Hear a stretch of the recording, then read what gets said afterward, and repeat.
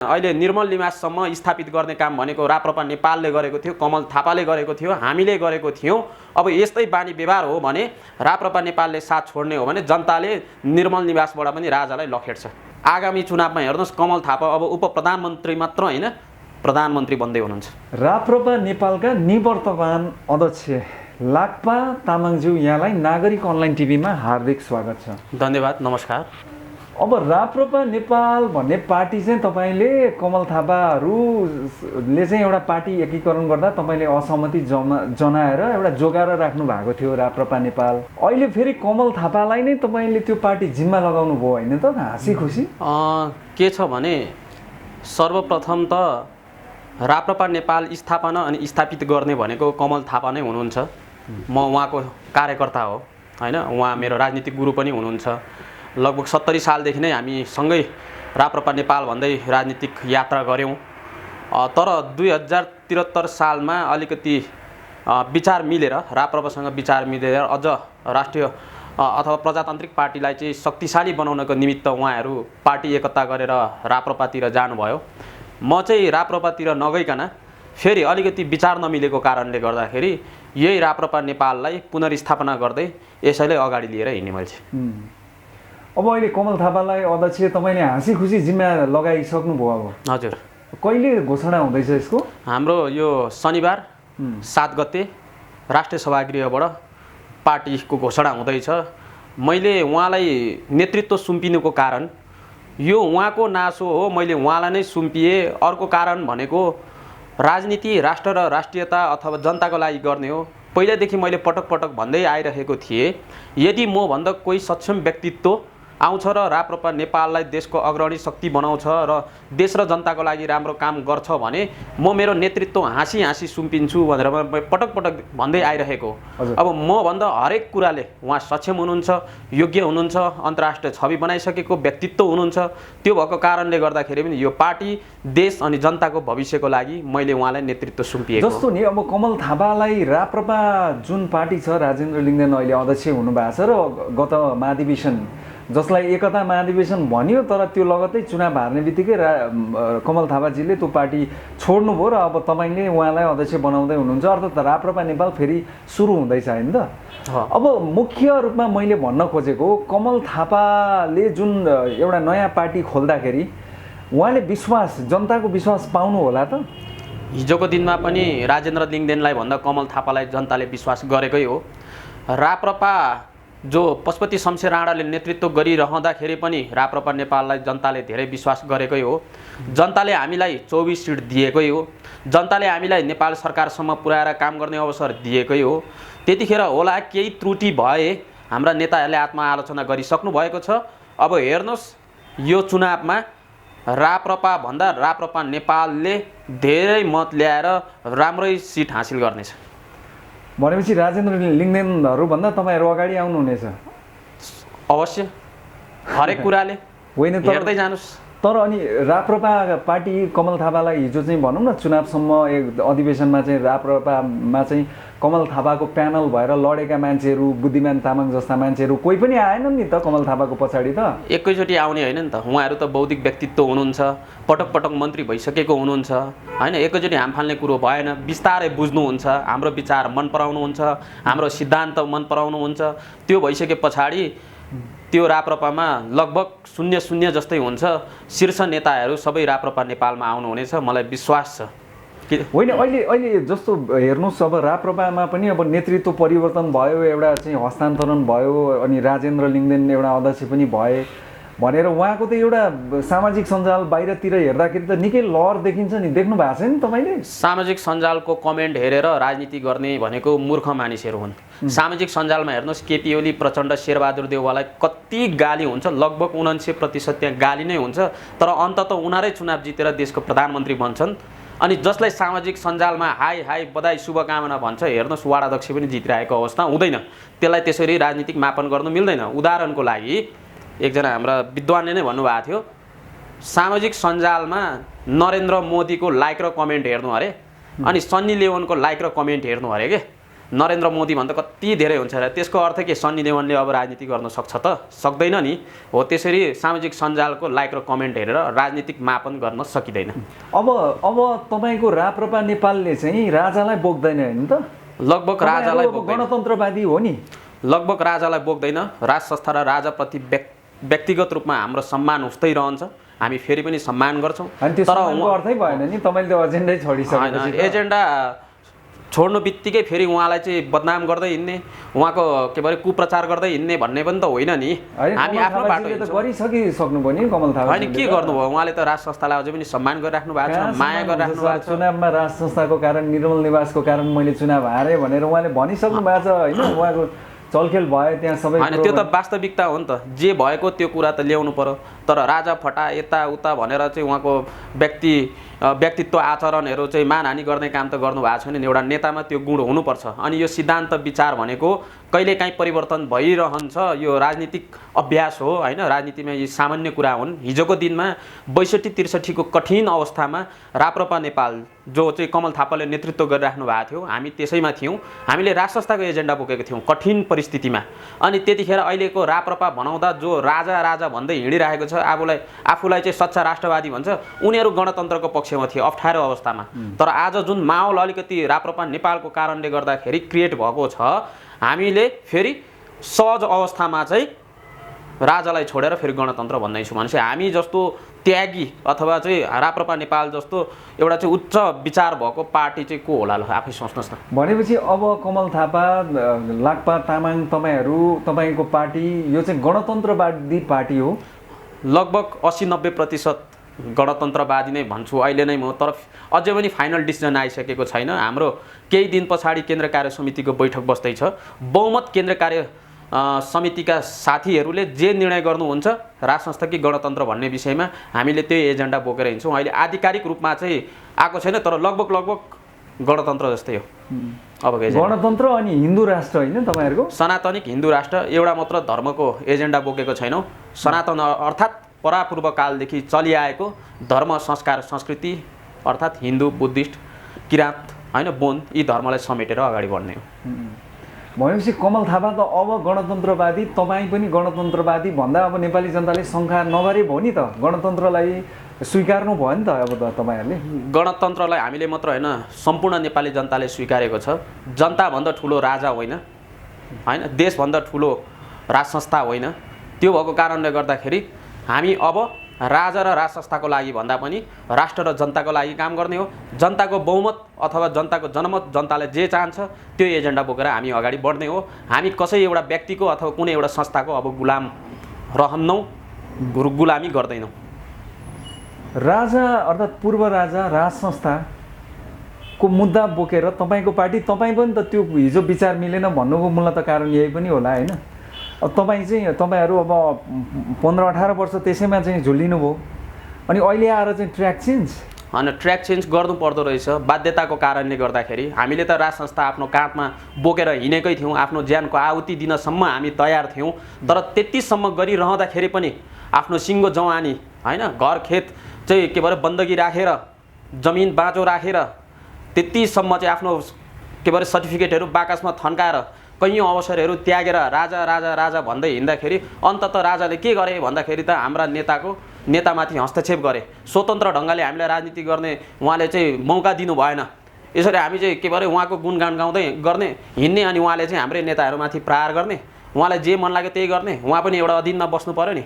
राजा पनि राजा भन्ने बित्तिकै जे पनि गर्नु पायो जनताभन्दा ठुलो हो त्यो भएको कारणले गर्दाखेरि अनि पूर्व राजा भयो भने चलखेल त गरेको छ नि त राप्रपा नेपालमा चलखेल गरेको छ नि त्यसरी चलखेल गर्न पाइन्छ पार्टी भनेको राजाको हुन्छ राजाले बनाइदिएको पार्टी हो यो हाम्रो सङ्घर्षले जनताको मायाले यो पार्टी चाहिँ के भरे सिर्जित भएको पार्टी हो राजाको आशीर्वादले हामी यहाँ पुगेको होइनौँ हाम्रो आफ्नो योग्यता क्षमताको कारणले गर्दाखेरि जनताले माया गरेर हामीलाई यो स्थानसम्म पुर्याएको हो त्यो भएको कारणले एउटा कुरा चाहिँ जस्तो यहाँ राजा फर्किनुपर्छ राज संस्था आउनुपर्छ भन्ने एउटा केही हिस्सा एउटा आवाज त सुन्नमा पाइन्छ सडकमा अर्थात् जताततै त्यो एउटा आवाज एउटा प्रतिनिधित्व त्यसको पनि भइराखेको छ तर नेपालमा राज संस्था फर्किन्छ भन्ने कुरामा तपाईँहरूलाई विश्वास छैन अब विश्वास छैन सबैलाई समेटेर लगेको भए सम्भवतः हामीले राज संस्थाको एजेन्डा बोकेर हिँडेको भए, राजालाई हामीले साथ दिएको भए, राजा वफादार तरिकाले इमान्दार तरिकाले नेतालाई कुनै पनि हस्तक्षेप नगरिकन चुपो लागेर बसेको भए हजुर राज संस्था पुनर्स्थापना हुन सक्थ्यो।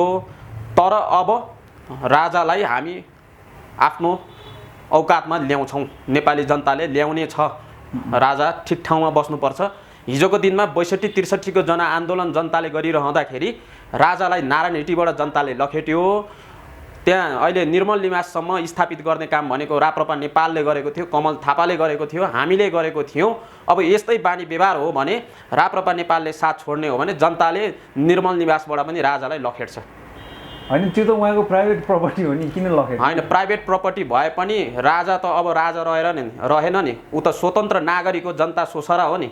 चलखेल गर्न खोज्छ भने हेर्नुहोस्, राप्रपा नेपालले राजाको साथ त छोडि नै सक्यो। गणतन्त्रवादी एमाले माओवादी काङ्ग्रेसले खेद्छ। हिजोको दिनसम्म चाहिँ हामीले थामेर राखेको थियौँ, अब हामी राजाको विषयमा उहाँलाई सहयोग गर्दैनौँ। लाखबाजी एउटा कुरा जस्तो सामाजिक सञ्जालमा गाईगुई के पनि आयो भनेदेखि हिजो चाहिँ तपाईँ राप्रपा नेपाल भनेर अध्यक्ष भइरहँदाखेरि कमल थापाको विरुद्धमा तपाईँले लामा लामा स्ट्याटस धेरै खालका कुराहरू लेख्नु भएको रहेछ क्या। अहिले सामाजिक सञ्जालमा छताछुल्ल भएको छ। आज एकैचोटि कमल थापाकोलाई नै गुरु मान्दाखेरि तपाईँलाई त कमल थापाले के यसो भागशान्ति गरे, पैसा दिए, करोडौँ पैसा दिएर पार्टी चाहिँ किनेसम्म पनि बजारमा हल्ला छ क्या। यो सत्य कति हो? सर्वप्रथम त म कुनै पनि व्यक्तिको विरोधी होइन। म इभन गणतन्त्रवादी कमल थापा मात्र नभएर अहिले केपी ओली प्रचण्डलाई पनि व्यक्तिगत रूपमा सम्मान गर्छु। म जहिले पनि विचारको विरोधी हुँ, म जहिले पनि व्यवस्थाको विरोधी हुँ। विचार भन्नाले गलत विचारको विरोधी हुँ। आफ्नो विचार राजनीतिमा राख्नु पाउँछ स्वतन्त्र तरिकाले। हिजोको दिनमा कमल थापा र मेरो विचार मिलेको थिएन, त्यो कारणले गर्दाखेरि मैले उहाँको विचारको विरोध गरेकै हो, पार्टीमा विद्रोह गरेकै हो। यसरी यो पार्टी पुनर्स्थापना गरेर अगाडि बढेकै हो, उहाँसँग सँगसँगै राप्रपामा नगएकै हो। तर आज फेरि हाम्रो विचार मिल्यो, हामी सँगै छौँ। हिजो राप्रपा र कमल थापाको विचार मिलेको थियो, उहाँहरू सँगै हुनुहुन्थ्यो। आज फेरि उहाँहरूसँग विचार मिलेन कमल थापाको, उहाँहरूसँग छोडेर आउनुभयो। यो विचारको कुरा भयो, व्यक्तिवादी कुरा होइन। अर्को कुरा भनेको जुन मलाई आरोप लागिरहेको छ करोडौँ रुपियाँ खाएर पार्टी बेच्यो भनेर, यो कसले चाहिँ आरोप लगाइरहेको छ भने ती राप्रपाका साथीहरूले जो अहिले राजेन्द्र लिङ्गदेन भन्दै हिँडिराख्नु भएको छ, ती साथीहरूले झुटा आरोप लाउनु भएको छ। किनभने उहाँहरूलाई त रिस उठ्यो नि त। अब राप्रपामा त ठुलै पहिरो गयो, लगभग 60% केन्द्र कमिटीका साथीहरू नेताहरू राप्रपा नेपालमा प्रवेश गरिसक्नुभयो। अब के गर्ने भन्दा त लाक्पा तामाङलाई आरोप लाउने, नराम्रो बनाउने, होइन, मानहानि गर्ने हो। यदि मैले करोडौँ रुपियाँ खाइदिएको हो भने आज म कम्तीमा 40-50 लाखको कार चढेर हिँड्थेँ होला। हेर्नुहोस् मेरो अवस्था हालत उस्तै छ। अझै पनि म 20 रुपियाँ तिरेर पब्लिक गाडीमा हिँडिरहेको छु। जीवन उस्तै छ, कसरी पैसा खायो भन्नु मिल्छ? लुकाउनु भयो होला नि त। अब कहाँ लुकाउने मैले? त्यो त एक दिन जनताले थाहा पाइहाल्छ नि। दुधको दुध, पानीको पानी हुन्छ, होइन। म एउटा साधारण किसान परिवारको एउटा सदस्य हुँ। अहिले म स्टुडेन्ट पनि हुँ, पढिरहेको छु, होइन, अध्ययनको सिलसिलामा छु। मेरो जुन के भरे जीवनी सबैले घाम झै छर्लङ्ग देखेकै छ, त्यो भविष्यले बताउने कुरा हो। आज आरोप लाउनु पाइँदैन। लाखबाजी यहाँले भन्नुभयो क्या अहिलेको हाम्रै कुराकानीकै क्रममा पनि, अबको शक्ति चाहिँ राप्रपा नेपाल हो, राप्रपा चाहिँ पछि पर्यो भन्नुभयो। उहाँहरूभन्दा धेरै हामी चाहिँ जित्छौँ भन्ने हिसाबले तपाईँले कुरा गरिसक्नु भएको छ। कमल थापामाथि नेपाली राजनीतिमा अनेक किसिमको आरोप छ। उहाँ मुसा प्रवृत्तिको पनि एउटा प्रतीकको रूपमा पनि उहाँलाई विरोध गरिन्छ। हिजो चाहिँ 25 सिट पाएको त्यसलाई चाहिँ उहाँले चाहिँ उप प्रधानमन्त्रीमा साटेर खाएको, धर्मनिरपेक्षतामा साटेर खाएको पनि आरोप लगाइन्छ। कमल थापा त उहाँलाई त पत्याउन छाडिसके भन्ने चाहिँ एउटा जमात त यहाँ त ठुलो छ नि त। हिजो पञ्चायतकालदेखि नै कमल थापालाई यसरी आरोप प्रत्यारोप अथवा चाहिँ गाली गर्ने काम भइरहेकै हो। तर हेर्नुहोस् यो देश कस्तो रहेछ भने जुन चाहिँ नेताले बढी गाली खान्छ अन्तत उही राज्य सत्ता शासनमा पुग्दो रहेछ, उही शक्तिशाली बन्दो रहेछ कि। कमल थापा फेरि हेर्नुहोस् त्यत्रो गाली गरिरहँदाखेरि उप प्रधानमन्त्री बन्नुभयो, 10 चोटि मन्त्री बन्नुभयो। अनि जसलाई चाहिँ हिजोको दिनमा चाहिँ साथ मैले भन्दैछु त साथ सहयोग गरिरहेको छ, फेसबुकैहरूले सपोर्ट गरिरहेको छ, खोइ वार्ड अध्यक्ष पनि बन्नु सक्दैन त। यो के हो? तपाईँ यो सामाजिक सञ्जालको कुरै नगर्नुहोस् के। आज मलाई जति पनि गाली गरिराख्नु भएको छ साथीहरूले, अभिमत लिने अभिमत यता सुन्नुहोस् न, विदेशमा बस्ने अनि त्यसपछि फेसबुकमा कमेन्ट गर्ने उनीहरूले भोट दिनु पाउँछ त? भोट त यहीँ नेपाली जनताले दिने हो नि त। हामी त नेपाली जनताको घर घरमा जान्छौँ नि, उहाँहरूको समस्या के हो भनेर जान्छौँ, उहाँहरूको समस्याको समाधान गरिदिन जान्छौँ। जनताले त हामीलाई दिन्छ नि त भोट त। हेर्दै गर्नुहोस् न, अब चुनाव त नजिकै छ, फेरि तपाईँले यही स्थानमा तपाईँको अनलाइन टेलिभिजनबाट मैले यो निर्धक्कको साथ भन्ने छु कि हाम्रो पार्टीले यति धेरै सिट ल्यायो भनेर, त्यतिखेर फेरि तपाईँ पनि छक्क पर्नु होला। एउटा कुरा तामाङज्यू, एउटा कुरा यसमा जोडौँ, जस्तो अहिले मुलुकमा एमसिसीको जुन एउटा ठुलो भनौँ न होइन, यत्रो चाहिँ एउटा बमण्डर भइराखेको अवस्था छ। आज त्यो संसदमा टेबल होला भनेर यहाँ विरोध पनि भएको छ, छिटपुट नेपाल बन्दको प्रभाव पनि हामीले महसुस गऱ्यौँ होइन। अब एमसिसीको पक्ष विपक्षमा सत्तारूढ गठबन्धनमै पनि देखिएको अवस्थामा तपाईँको पार्टी, तपाईँले अब भनौँ न अहिले फेरि अध्यक्ष मान्नुभएका कमल थापाले त फेरि भन्नुभएको छ कि म त एमसिसीको विरोधी होइन, तपाईँहरू एमसिसीको समर्थक, राजेन्द्र लिङ्गदेनहरू एमसिसीको विरोधी। अब यसरी पो हेर्नुपर्ने भयो त राप्रपा। राजेन्द्र लिङ्गदेन पनि पूर्ण रूपमा एमसिसीको विरोधी होइन, हामी पनि पूर्ण रूपमा एमसिसीको सपोर्टर होइनौँ। केही बुँदाहरू संशोधन गरेर राष्ट्रको हितको लागि हुन्छ भने एमसिसी मात्र होइन, विदेशी सहयोगहरू हामी नेपालीले लिनुपर्छ भन्ने हो। किनभने अहिलेको अवस्थामा हाम्रो देश गरिब छ, आर्थिक अवस्था कमजोर छ होइन, हाम्रो चाहिँ के भरे अन्तर्राष्ट्रिय सञ्जाल कमजोर छ, अर्थनीति एकदम कमजोर छ।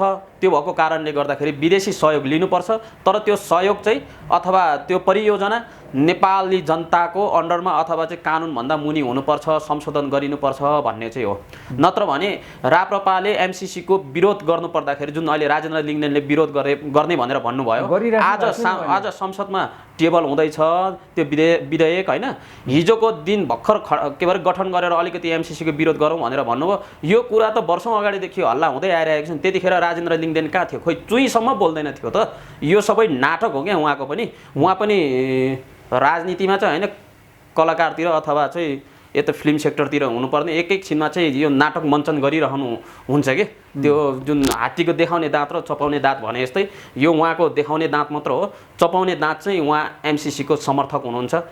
प्रमाण यसैमा छ कि उहाँ किन अहिलेसम्म चुप लागेर बस्नुभयो। हिजोको दिनमा त राप्रपा नेपालले त पुलिसको कयौँ पटक चाहिँ के भएर गिरफ्तारी हामीले खानु परेको छ, प्रहरीको लट्ठी खानु परेको छ होइन, कति चाहिँ त्यहाँनिर चाहिँ गाली गलौज खानु परेको छ। राप्रपा नेपालले त यो विषयमा चाहिँ विरोध गर्दै आएकै हो त। एउटा अन्त्यमा जस्तो तपाईँले राजेन्द्र लिङ्गदेनको विषयमा त्यो कुरो भन्नुभयो, तर अब यहाँ एक किसिमको बहस के छ भने राजनीति एउटा प्रमुख पार्टी नै हो राप्रपा पनि, त्यसको चाहिँ एउटा नेतृत्वमा जनजातिकै छोरा पुग्दाखेरि केही आशा र अब सबै चाहिँ बाहुनले मात्रै खाए भन्ने अभिमतहरू पनि धेरै आउँदाखेरि अब हेरौँ न त भन्ने हिसाबको पनि मान्छेले देखिँदै गर्दाखेरि आखिरमा कमल थापालाई त तान्ने त अर्को जनजातिको छोरै निस्किनु भयो नि त तपाईँ फेरि होइन। माहौल त बिग्रियो नि। सबैभन्दा सुरुमा म जातित्व राजनीति गर्दिनँ, म जातमा विश्वास गर्दिनँ। होइन अरूले त्यो भन्ला, तर राप्रपामा त त्यो त अब आम कुरो भयो नि, धर्म राजनीति त होइन। त्यही त नि, अरूको सवालमा छुट्टै कुरो हो, तर मेरो सवालमा तपाईँले त मलाई प्रश्न गरिराख्नु भएको छ नि। एउटा पार्टीलाई त संस्थालाई त प्रश्न गर्नु भएको छैन। त्यो भएको कारणले मेरो व्यक्तिगत प्रश्न उत्तर चाहिँ के छ भने म जातिमा विश्वास गर्दिनँ। नेपालीको एउटै जाति हुन्छ होइन, हामी नेपाली सबै दाजुभाइ हौँ। मेरो जातिले गलत काम गर्दैछ भने म उहाँहरूको सपोर्ट कहिले पनि गर्दिनँ। अनि आर्य समुदायका साथीहरूले राष्ट्रको लागि राम्रो काम गरिरहेको छ भने म सपोर्ट गर्छु कि। यदि जातित्वकै आधारमा हो भने ठिक प्रश्न गर्नुभयो तपाईँले। राजेन्द्र लिङ्गदेन लिम्बूको छोरो हुनुहुन्छ, म तामाङ, मेरो आमा फेरि लिम्बू हुनुहुन्छ। त्यो हिसाबले हेर्दा त मेरो त उहाँ त मामा पर्नुहुन्छ। तर मामा भनिरहँदाखेरि मामाले गलत काम गर्छ भने भान्जाले साथ सहयोग गर्दैन, मामाको गलत कामको भण्डाफोर गर्छ।